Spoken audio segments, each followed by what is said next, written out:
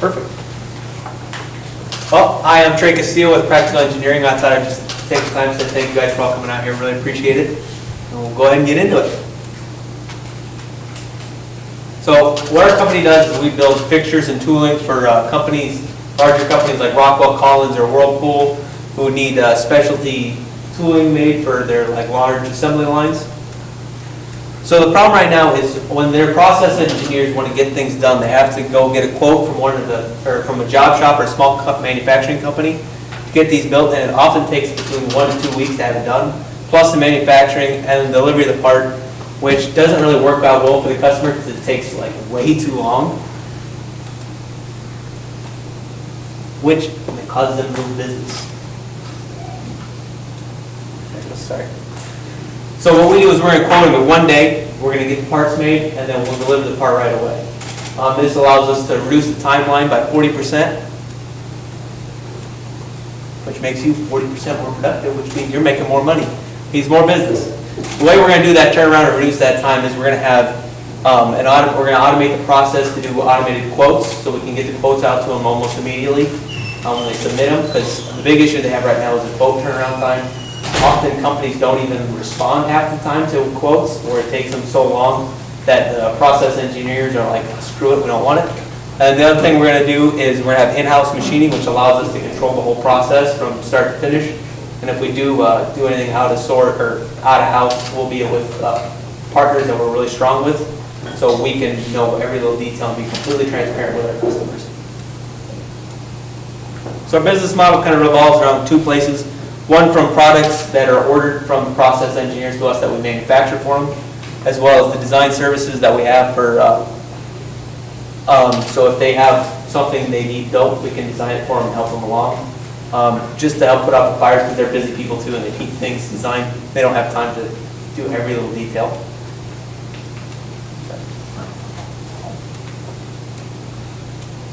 Sorry.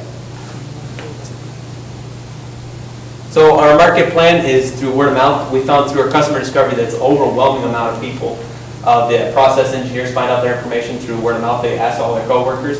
So we're going to get to getting into their coworkers and their people around them by being where they're at, at trade shows and just talking with them, networking with people, doing LinkedIn email campaign. And then once we get in with somebody in their company, we'll do a good job for them, and that helps recurring business, because they're all amazingly looking for people to help out. So our competitive analysis is there's a lot of people in this space. The issue is none of them have that really fast turnaround time, and we want to be in there where we're really quick on time getting them turned around so they can keep working on their assembly lines and help give them the time they need. And our management team is excited to have a little bit of fun here, but Mark and Marcia right here in the audience, they did a great job this week. They're both process engineers, so they helped us out amazing with understanding our market and getting things, learning from their personal experience and really diving down in the market into a deeper level. And we also had Tim there. He helped us with kind of thinking outside of the box and not doing the traditional engineering way. And then I kind of took all this data and tried to combine this into a solid business model that would actually be a real business. So for our 3-year projections, they're just rough projections, that's all. But I'll be doing this company while I'm still in college, so I can't. It'll be just at night doing it on my own time. And then once we get out, I'll start working and doing a lot more, so that'll help drive sales. There's a lot of upfront costs involved, buying machinery, doing all that investment right off the bat. But through our customer discovery and everything like that, we found overwhelming amount of time was they were really worried about timeliness, getting things done on time, because they're all looking for, we'd call them and talk to them and they'd be like, we'd call them and talk to them, and they'd be like, yeah, we contact these manufacturers, they don't get back to us, or we have to harass them to get any data out or get anything out of them. So we wanted to really solve that issue for them. So then they also wanted somebody who was responsive, somebody who they could contact and get that customer service out of, as well as trust and build that relationship with them. Because a lot of times they just want to be able to call up somebody and say, hey, I need this part built. They don't want to go through the whole hassle and trying to get everything quoted and done, and that's what we'll provide. Thank you.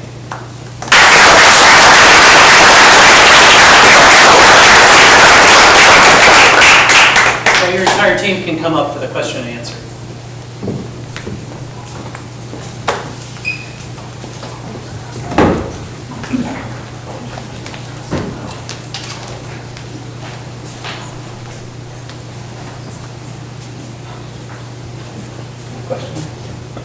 Can I have you go back to the slide of the current process that takes place?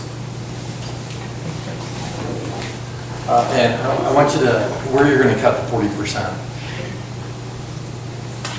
You said you're going to automate. Yep, so right now it's done with Automate the quotes. the quotes. So right now the quotes is the biggest issue.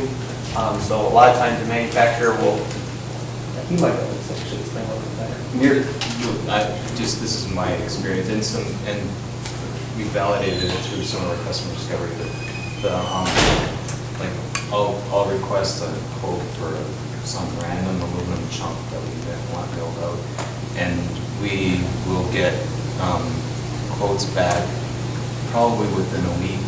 If I push someone that's more expensive generally, they'll get it to me the next day, and I can, generally order the next day. They're generally more expensive that way, but so it takes a while to get quotes back from these guys. They're really busy machine shops, and some of them don't even respond. So we've had like Tom Letts at Report. He's had some stuff quoted out, and he's had trouble getting quotes back from anyone because at Rockwell they recognize me, but the little guys didn't recognize him. Throughout the customer discovery that we have done, OEMs, I understand they have names, but we saw the same story around with our 7 other people that we have talked in the industry. So that kind of model played through the timeline that we see. Did you have a particular target as far as the product? Because this is a very broad area of manufacturing, I guess. So I was just wondering, is there a certain area you could really focus on when you have big companies, other companies?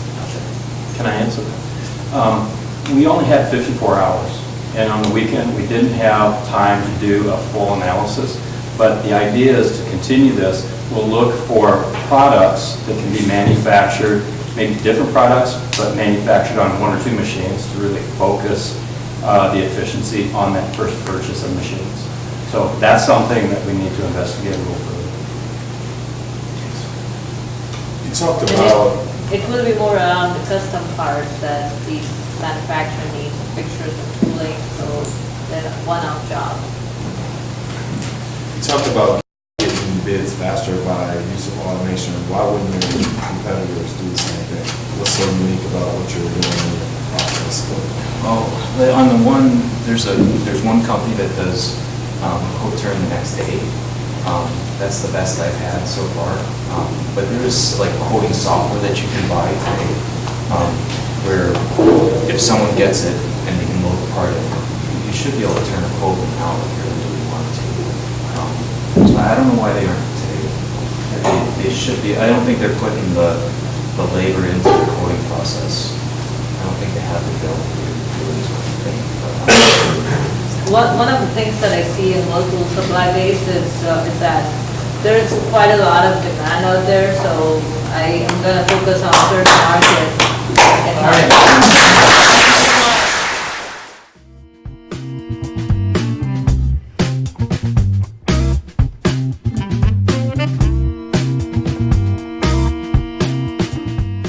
Thanks everyone. My name is Kiki Levy and I'm a high school student from Des Moines. And this is Better Hires, and we connect high school talent with business needs. So right here on the right is my friend Bashar, and He is the top of our class and has extreme talent in engineering and design, and actually won some awards for it. But he came to me and didn't know where to work this summer, and eventually ended up choosing Target. On the left is Newberry Living, which is my dad's company, and has internship opportunities for high schoolers, and specifically high schoolers because he wants to give them professional experience each summer. But he has a hard time finding these interns and eventually has to rely on word of mouth and networking. So what you can see here is there's a pretty big divide, and there's something that we need to connect these together. And so we use customer discovery to find what's already out there and why isn't it working? Why can't high schoolers find experience beyond traditional jobs? So what we found through discovery is that there are kind of two main areas. There's the job sites online where they mostly cater to college students and adults. The high school jobs they do cater to are just the traditional ones that don't have meeting or experience in the professional field, such as like cashier or a nanny. There's another one, Iowa Works and also iJag, that are community-based and rely on guidance counselors, but what the students we talked to have told us is that guidance counselors don't necessarily have the time to donate to all of these students to give them the jobs they want. So what students are asking for is a place where they can find jobs independent of an adult or get experience. So that brings me to Better Hires, which is our app, and it's where high schoolers can search for opportunities in the local area. Through discovery, we found that students don't only want paid jobs, they also want experience. So we incorporated paid and non-paid options on there with a search bar and criteria so they can filter it down if they want to. Then with discovery in businesses we asked, we found that businesses are really concerned about fit. And so we made it so that there's two phases. The first phase is skill-based, so students can select the skills that they're interested in and then upload anything else they want for credibility. And then in the second phase, businesses are really focused on the personality, the culture. So the businesses can ask questions to the students, and also the students can upload any other resources. Great. Our initial business model is very straightforward, and that is to generate revenue by charging per job posting to the business. We will charge $25 per job posting. We came at that from two ways. Competitive analysis says that's currently roughly the market rate, and also through customer discovery when we asked how much business owners would expect to pay for this type of service, this is a number that we heard very consistently. In terms of the business model itself, there's two things that are going to be key to the financial success. Number one is focusing on one market year one, so that we really iron out all the operational details and validate that this is truly a viable business. We estimate, based on the network that we currently have, 100 postings in 1 year is a very feasible number. The second component to the business model, as with many businesses, is to ramp up and scale up to other markets. So we would like to test in Des Moines and then find other cities that are comparable size because of the community component. And we estimate that in year 2, we could grow to 10 additional cities, and by year 3, we could expand to a total, an additional 50 cities. So we'd be at 61 cities by the third year. In order to make this work, as I mentioned, we would start in Des Moines. 2 of our team members are high school students there in Des Moines, so they have a great network. The parents have great networks in the business community. So we'd be able to really connect right into the high school population and the business population to bring those together and generate excitement around this app. I couldn't do this without my amazing team. So we've got Mia Levy, Wheaton Mather, and Jessica Duffy, who all helped make this a reality and helped me bring this idea to life. We have a fair amount of successes on our belt, thankfully, already. So the Downtown Chamber of Commerce in Des Moines has agreed upon a meeting in August and is really excited to work with us on this idea. And then we also have a few more businesses that have already verbally agreed to test out the app as soon as it's on the market, which is super exciting. So we're really excited about giving high schoolers this opportunity, and Iowa has always been a leader in community, so we hope you guys are excited too and can help this idea become a reality. Thank you so much.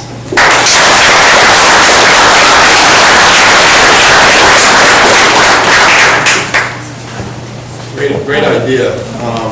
What kind of jobs are you posting? What's your market for the jobs? Yeah, so we're thinking, I mean, it's not limited to anything, but we're thinking the types of jobs that can give people experience in many different realms, such as even if it's an office position as an assistant, or it's someone who's working in an engineering firm helping do CAD.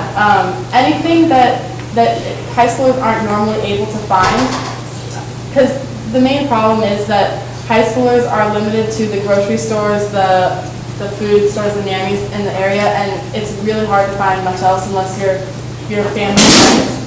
And that really comes down to the community. Who are your parents friends with? So it's any job that even like kind of levels the playing field. We want to accelerate the way that high school students get on the professional path, so it'd be in professional settings to start to get them to thinking about engineering, or to thinking about accounting, thinking about finance and marketing, just getting them more in that skills-based environment.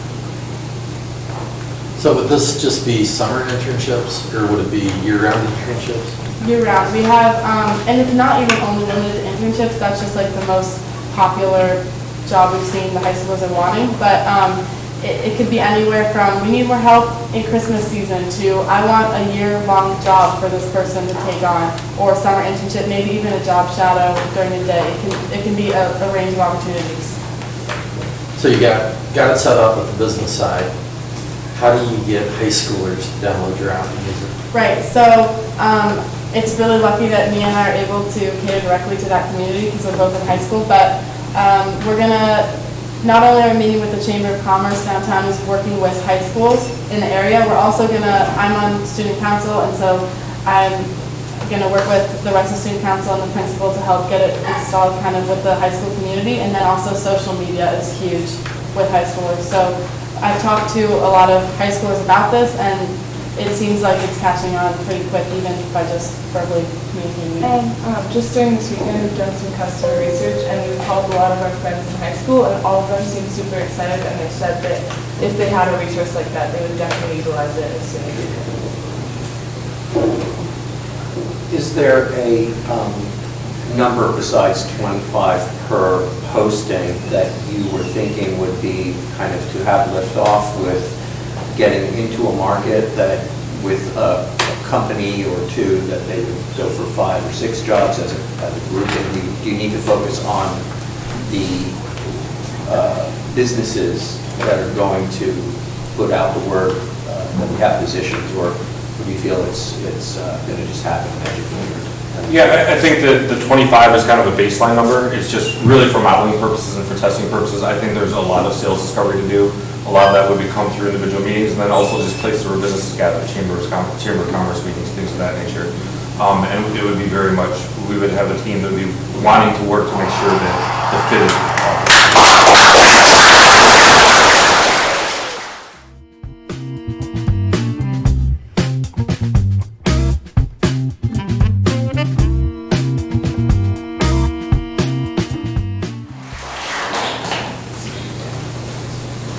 The world is changing. 20 years ago, if you wanted to find a partner, you might have to go online and you'd most likely see a website that looks like this.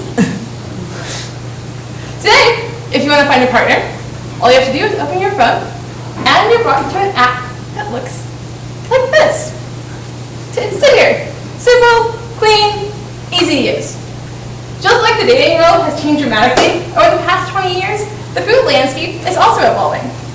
In 2004, people created Yelp so that individuals like us could look at restaurant reviews and see just what they're getting. Today, 14 years on, people go to Instagram, social media, and see what a restaurant is offering, trusting the visuals more so than the reviews. What can we learn from all of this? It's easy. People like simple things. And it's time that the restaurant industry caught up. Enter Sandwich Hero, where your new favorite food is a swipe away. Basically, what Sandwich Hero does is we take a variety of dishes. So whether you're in the mood for burritos maybe, or pizza, or maybe Indian curry, you can swipe through the options based on pictures of the actual dishes and go through to figure out what you don't want as much as what you do want. Setting some simple dietary preferences in the beginning, like one would with a profile, you can select by vegan, low carb, cheap, etc. Once you set these preferences, your landing page looks like something like this. A nice photo of the food, and the number of likes by Sandwich Hero users in your area. You can swipe up to find the ingredients, in case you don't like mushrooms, and you can swipe to the left if you're not interested in the food. However you like the food, like this deliciously looking burger, you can swipe to the right, and you're given with options, like how much the burger costs, how far away it is. If you want to save it for later, you click the heart, and if you want to order now, you click the cart. Nice, clean, and simple. So, what makes Sandwich Hero different? Traditionally, people will go to apps like Yelp or TripAdvisor and have to sort through reviews by restaurant, not necessarily by dish. Wine and Dine and Entree are two swiping competitors, but Entree has yet to add an order now button, and Wine and Dine is overly complex, allowing restaurants and other sponsored posts, plus much of their content is user-generated. While Sandwich Hero will take pictures of the restaurants on our own.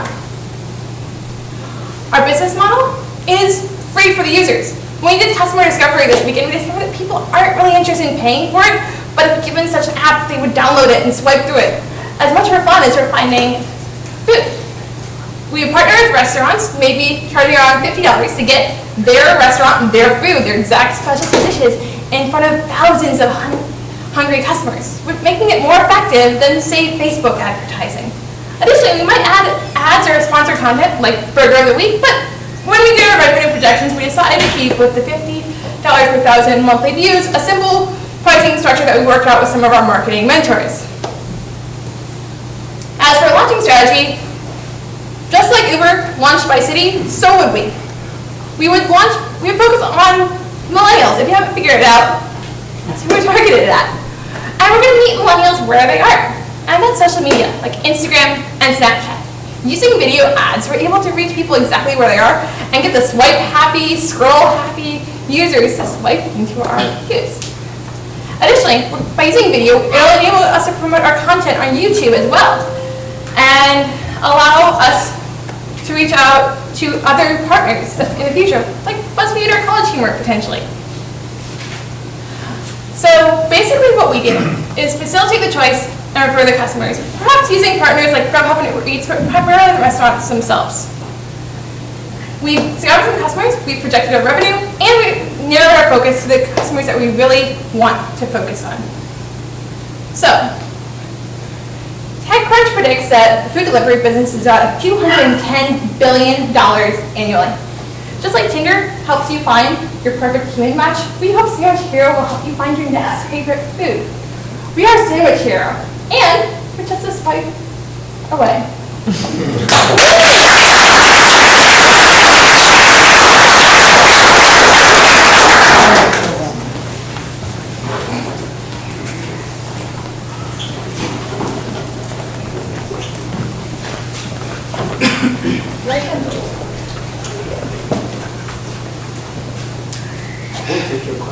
Really great presentation. I just want to start with the name. Is it just sandwiches that you?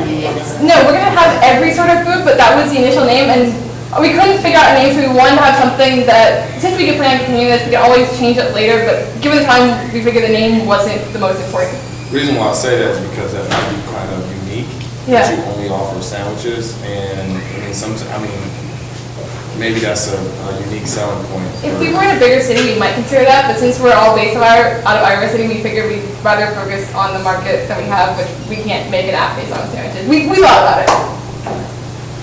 But if it's an app, it's worldwide, so anybody can download it. We'll think about it.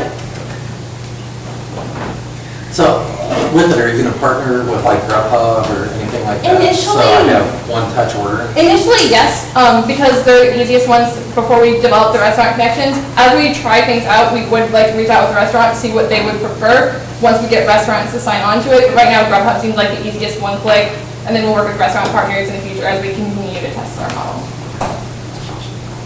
And with that too, who's responsible for uploading the pictures? We would be. You would be, Well, it's in the beginning because we want to make sure that restaurants get good photos instead of relying on dishes that users or menu pictures can often be out of date. Restaurants don't want to spend time on that. That would be us. okay. Would that be an additional service fee that you guys would? That would be included in our fee. if they want to partner with us, they provide photos, and if it's not this enough, we would have to go and eat there anyway, find the food, so. Is it, are the restaurants geotagged like by location? Yeah. Yeah, it came to mind that, we, as consumers, we often know the big name sandwich stores that already exist, sandwich shops. And it'd be interesting for me to even narrow potentially, I don't know if it came up, but narrowing the focus even to just be like a food truck version of where you're literally focused on. We only do sandwiches and items that are in the food trucks that are located nearby because people want to taste something that's new. Yeah. And so when you start to focus on what it is we're really offering, it's a new experience maybe, and to be taste something that you haven't tasted And I before. think that's one of the benefits of our model is that we can include tacos from various restaurants, and we're not telling people what the restaurant is until after they swipe right on it. So if I normally go to Cactus, I might see La Regia or the food truck down the street. I think that it'll be interesting to figure out what your pre-existing delivery app partnership can be, that some of the cutting edge ones that are emerging against Uber and other mainstream companies. It's a good presentation, nicely done. Any other questions? Thank you so much. Thank you.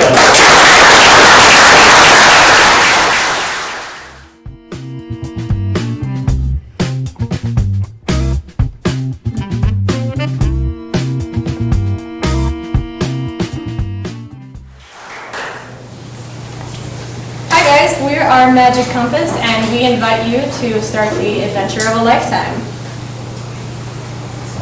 So, planning a trip sucks, and there's nothing that you can find that gives you an instant and cost-effective way that avoids all of the planning. And from our customer discovery, we found that people want a cost-effective way to travel that's very adventurous, and it includes an interactive way to live and accommodate. Enter Magic Compass. We sell adventures. From our model, you can have $300, and that'll give you transportation, accommodations, and activities in that local area that'll really give you the culture of the area that you're going to. The user that is going on will only know their budget and the time frame that they want to go. Let me walk you through the process. So we currently have an actual live website, live mock-up, and this is it. From the startup, you go and you get a little description of what we do, hit the button, and it brings you to this site where you type in your budget, your availability, the distance, which is basically whether you want to go domestic or international, and then how adventurous are you? So do you want to relax on a beach? Do you want to climb a mountain? What do you want to do? After you hit the let's go, it'll give you a result.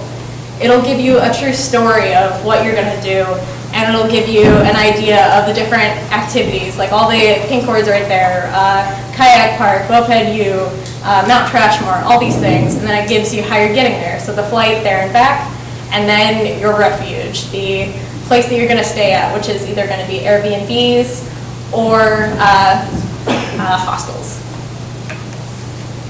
All right, and we do have competitors in this market.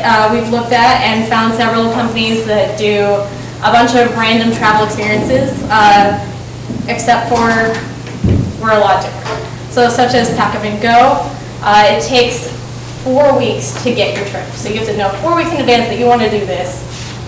Unlike them, us, you can actually pack up and go. You can go in, type in all your stuff, and just go out right then the next day. Because of this, we were able to get cheaper prices because flights are cheaper in that point, and so are hotels because companies want to get their amenities sold. Right. So, well, how do we make money from this? We have a diverse income stream. So, our primary sources of income come directly from the users or through affiliate programs that we have partnered. So when someone plans a trip, we take about 10% of the cost of the trip, and then we get additional money through affiliating with Hostel World, Flight Network, possibly other affiliates, where we get commission for every flight sold and for every hotel or hostel sold. And our secondary areas of income that we have to build ourselves are our partnerships and eventually advertisements. So partnerships means looking at events and saying, we're going to sell your tickets for a commission in the communities that we decide to make as our destinations. And advertisements on the website. So how does this stack up? Well, in our first year, our projections are bringing in $30,000. So $25,000 from just bringing in that 10%, and then around $4,600 from being an affiliate. And this is based on having about 500 users in that first year, and an average trip cost of $500. So let's break that down a little bit more. We expect to be profitable in about 3 years, and we're making much more in 5 years, but expecting to double our user base every single year. Our main cost is people, just because we need to build software and connect with our partners. So in order to get ourselves going and get an audience, we want to reflect our users' values. They care about a genuine interaction with their community, and we want to prove that we're genuine. So in order to target our users, we want to go after people who use Instagram and travel a lot. So we want to find popular traveling Instagrammers and give them a vacation and say, do this and report what you find, no questions asked. That shows we're genuine. Additionally, we want to show that use work with the communities and find people we can donate to in the communities that they visit, to show that we have integrity. We are a team of developers and communicators who can get this job done and get this built. So I hope you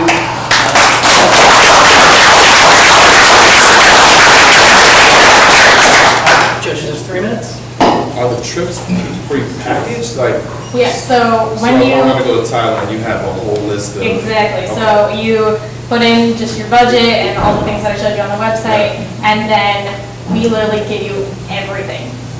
So we'll basically tell you your amount that you're basically gonna say, you're like, this trip's gonna be $300, if you give us $300, this is all yours. Yeah, so you get basically an itinerary of day-to-day in the end, like through an email with the tickets and everything, and then suggested restaurants. So is there like okay, so why wouldn't I just do that myself versus like. This is meant to be like a surprise. I want to go somewhere random on a crazy trip, in the spur of the moment. This is for your adventurers. Let's do something crazy. And everyone that we've talked to, the biggest hassle with going on trips is the planning. And personally, for me, I hate planning. I'm not a planner at all, and I'd rather just get up and go. But I have to somehow get there, something to do there, and that's just a way to bypass all of that.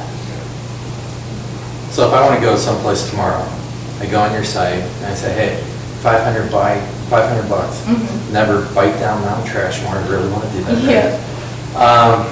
I need to rent a bike, I need to get a hotel, all that.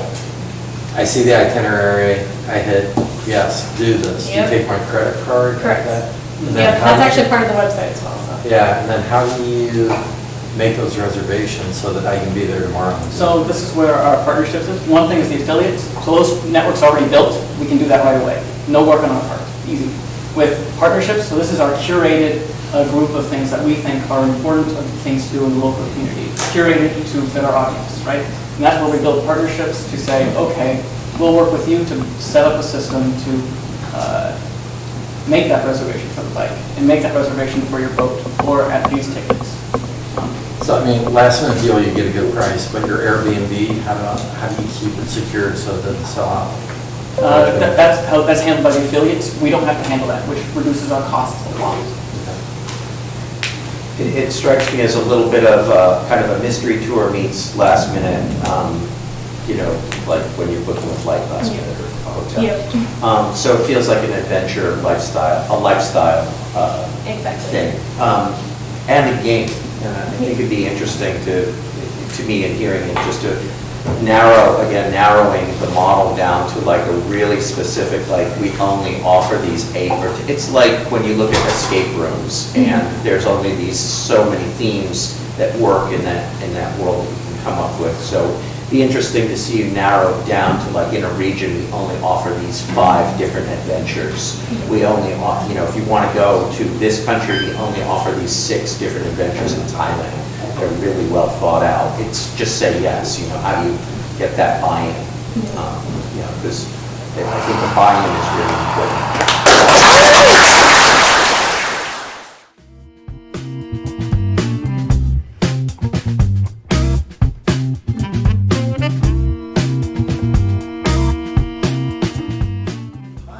We are Hippocamp. This is Mike, and I'm David. And we'd like to share a personal story from Mike and his family. Sure. I am a father of 3, and I want to talk to you about my eldest daughter, Megan. Megan was diagnosed with autism at the age of 3. And she went through what we went through as a family, 4 years of intensive therapy every day.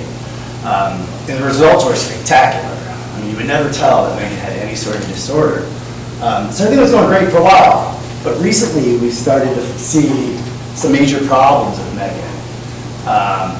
With her confidence, with her anxiety levels, and even her motor skills. It's like she's been taking a step back. So I took the initiative to force the doctors to test her cognitive testing, her memory, what's going on in her head. And it came back that Megan had a major deficit in her spatial thinking skills. So I'm like, oh, what does this mean? So I called an expert in the field. And I said, what do I do? And her response was, your best bet is to find content on the internet or to play with blocks. The content she's talking about is a very powerful tool, and it's a mental rotation exercise that is proven to do some amazing things for our kids' spatial skills. So what do? We have no different options in terms of treatment. But the good news is that we're finding that these skills can be trained, and sometimes with dramatic results.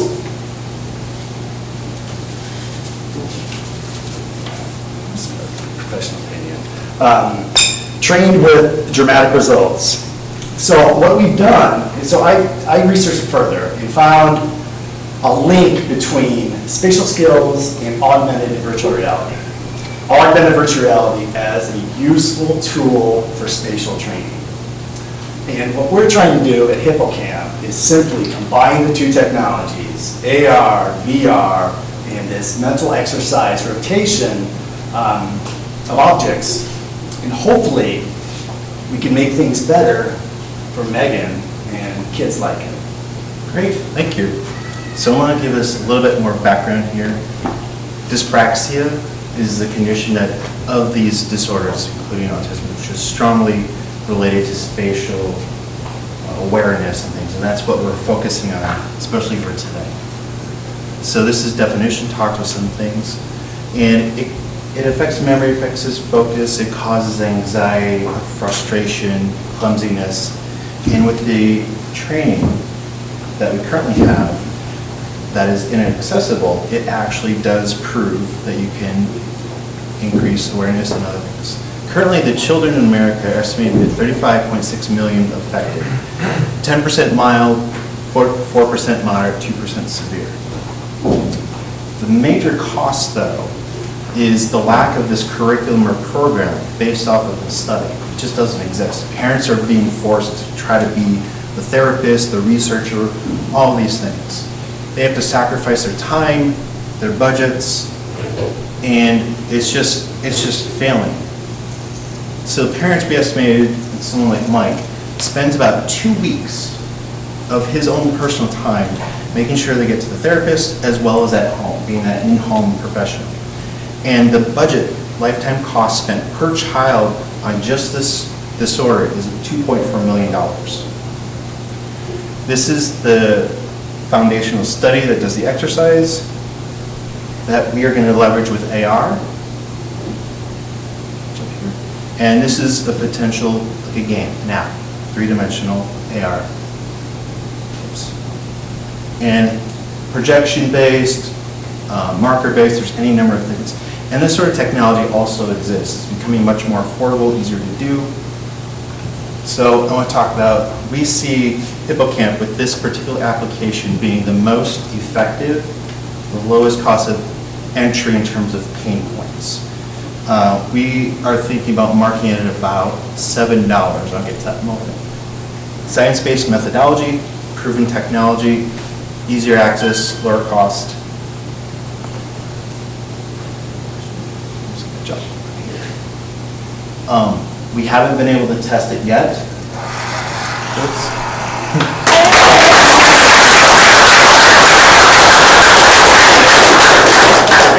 3 minutes for judges. What is your cost to make the application? How many kids do you have to get there? I mean, how big is this market? So based on this research we've been able to conduct so far, we have an estimate of $50,000. That's just one bid. So we'd want to really go into the details more with that as kind of a ballpark. But then there'd be additional costs on top of it, but just for the creation of an app. But I myself and other people in the area could definitely help us hack something more, quick and dirty using the tools that are more accessible just to kind of test it more before we get to that.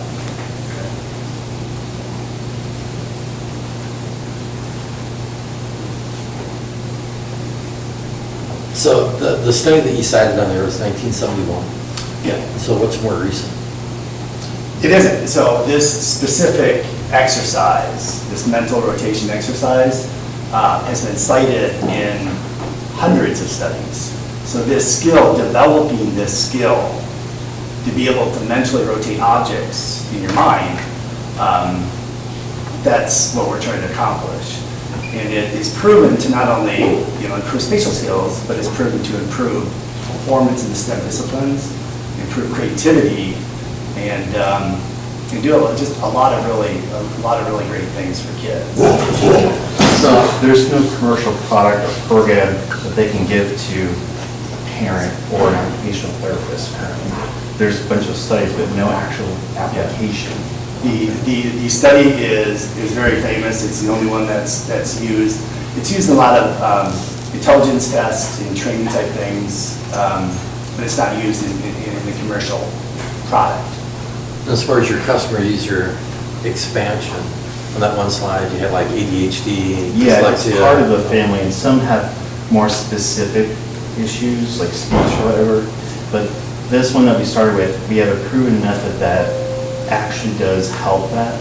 And dyspraxia is the number one that we've said that will benefit most, and the others might benefit more from it too. Yeah. Kids with learning disabilities have spatial deficits. Dyspraxia, by definition, is problems with spatial skills. Autism is a big problem with that, ADHD, but this dyslexia is on the other extreme. Dyslexics have superior spatial skills. And that's also part of the thing is, how smart can we make our kids? Let's take these dyslexic kids, push them in this level, and see what happens. Yeah. So I'm just curious about, so there are no competitors? There are other apps that hone in on a specific focused motor skill, but nothing with spatial awareness yet. All right.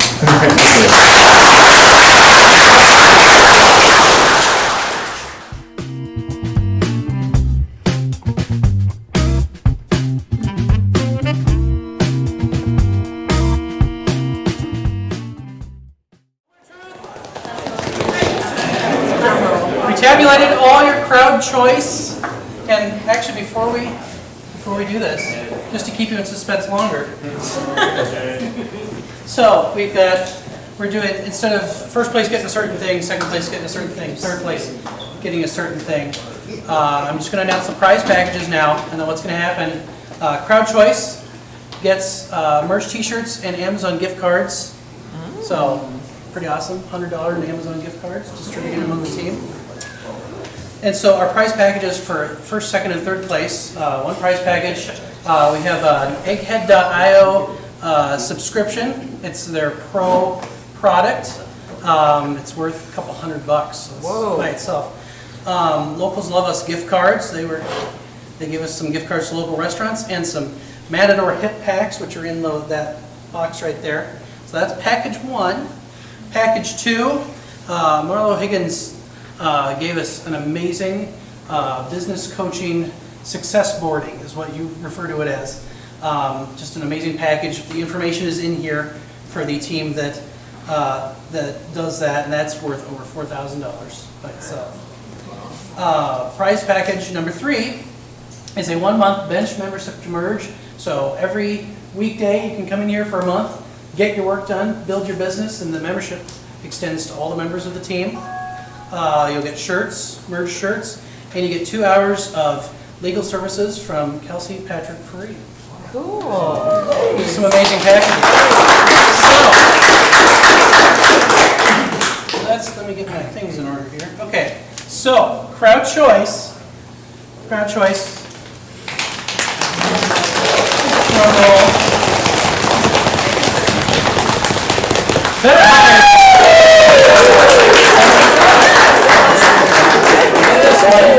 And the gift cards aren't in there yet, and we'll get those to you. Awesome. I forgot them on my desk at home. Okay, so we're gonna go 3rd, 2nd, and then 1st place. So, 3rd place, drum roll, please.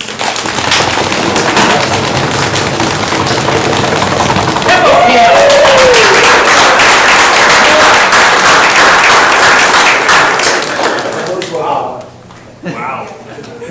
Okay. So, Hi. 3rd place judge. Yeah. So you guys, well done. I mean, what a need, what a story.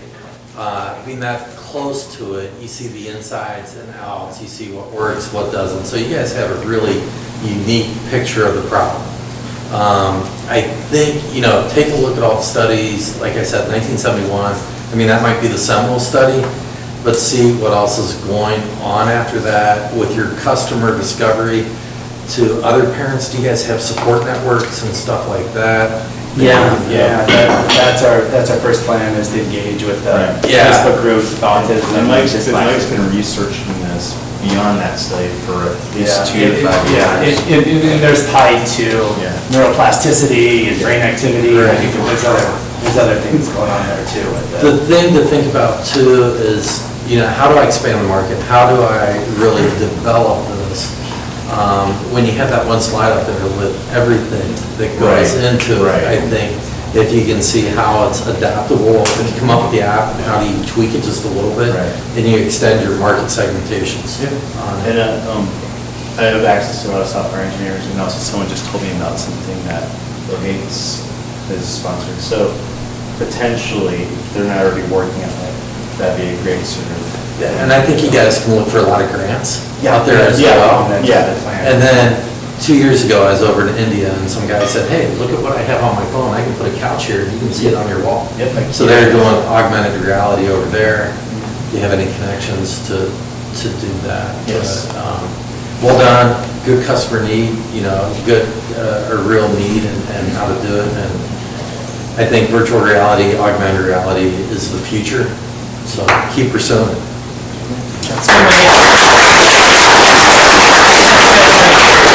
Prize packages after. Yep. Thank you. Thanks. All right, 2nd place, drum roll please.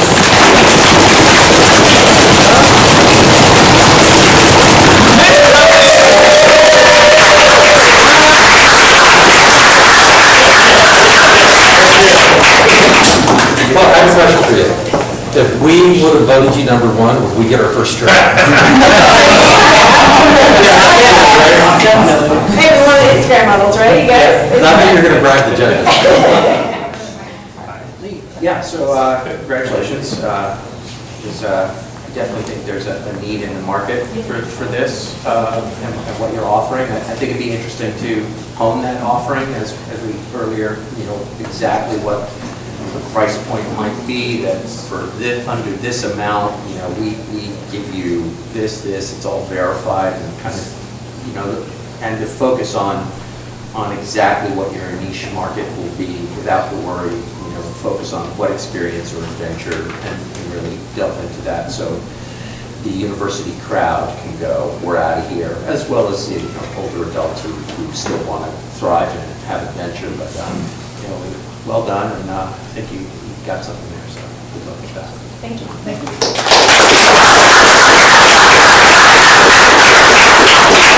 All right, this is the big announcement. first place Startup Weekend Iowa City 2018. Drum roll, please.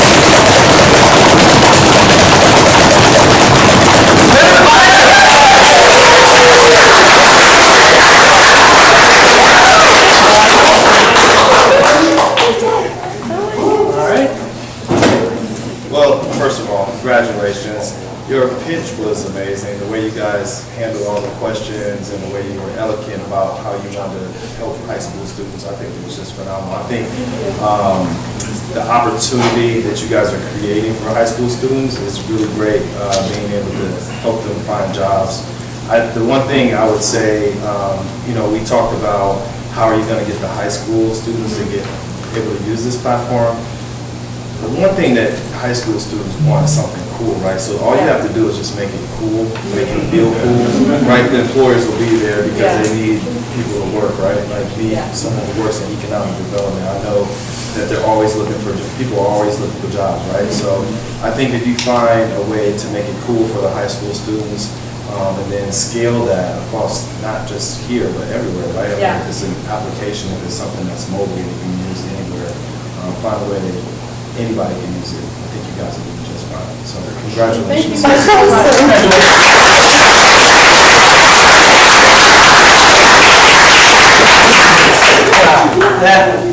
You guys did an amazing job. One last thing. Sure. On the other teams. Sure. So just quick heads up to Practical Engineering and Sandwich Hero, just that we know how hard we worked over the weekend as judges, and that even if you did not get a award or a prize, that we really enjoyed. It wasn't an easy decision, and you really do have something there with Practical Engineering, and Hero, Sandwich Hero. I think also there's really something to don't give up on making that happen. Yep. Let's give them a round of applause.